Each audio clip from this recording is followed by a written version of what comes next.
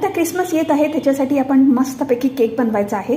त्याच्यासाठी मी 1.5 कप बारीक रवा घेतला आहे. त्यानंतर 3/4 कप पिठी साखर घेतली.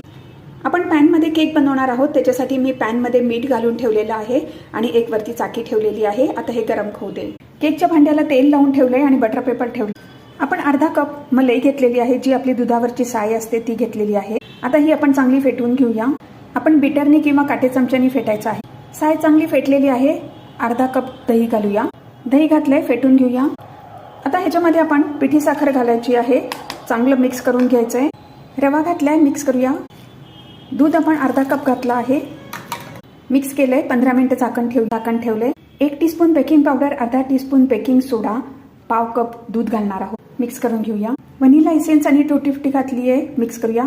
केकच्या भांड्यात मिश्रण काढलंय. 50 मिनिटं मंद विस्तवावरती बेक करूया. आपला केक झालाय, गॅस बंद करूया. इतका मस्त केक झालेला आहे.